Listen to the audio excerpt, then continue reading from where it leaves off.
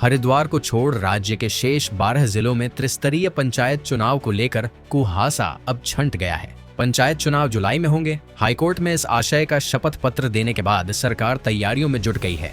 इस बीच पंचायतों में ओबीसी आरक्षण का निर्धारण नए सिरे से करने के लिए पंचायती राज अधिनियम में संशोधन अध्यादेश को राजभवन ने हरी झंडी दे दी है। पंचायती राज सचिव चंद्रेश कुमार यादव के अनुसार पंचायतों में इसी माह ओबीसी आरक्षण तय कर इसकी अंतिम अधिसूचना जारी करने के साथ ही सूचना राज्य निर्वाचन आयोग को भेज दी जाएगी। हरिद्वार जिले में पंचायत चुनाव उत्तर प्रदेश के साथ होते हैं। वहां पिछले चुनाव वर्ष 2022 में हुए थे। शेष 12 जिलों में पंचायतों का कार्यकाल नवंबर आखिर में खत्म होने के बाद जब चुनाव की स्थिति नहीं बन पाई तो इन्हें प्रशासकों के हवाले कर दिया गया था।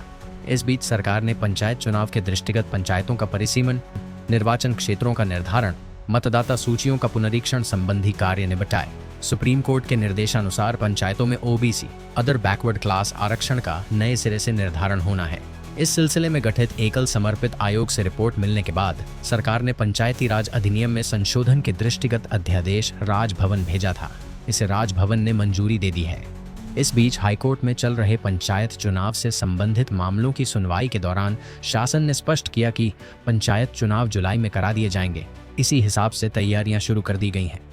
पंचायती राज सचिव चंद्रेश कुमार यादव के अनुसार अब इसी माह पंचायतों में ओबीसी आरक्षण का निर्धारण कर दिया जाएगा। जिला पंचायत सदस्यों के लिए शासन और क्षेत्र व ग्राम पंचायतों के लिए जिला स्तर पर यह निर्धारण होगा।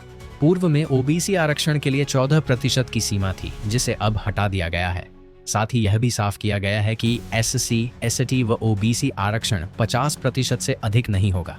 जिन क्षेत्रों में एससी, एसटी की संख्या 50% से ज्यादा होगी वहां ओबीसी को आरक्षण नहीं मिलेगा। पंचायतों में प्रशासकों का कार्यकाल 27 मई व 31 मई को खत्म होना है। इससे पहले यदि पंचायत चुनाव की अधिसूचना जारी हो जाती है तो प्रशासकों का कार्यकाल बढ़ाने की नौबत नहीं आएगी। यदि अधिसूचना जारी नहीं हुई तो कार्यकाल बढ़ाने के लिए पंचायती राज अधिनियम में संशोधन अध्यादेश लाया जाएगा।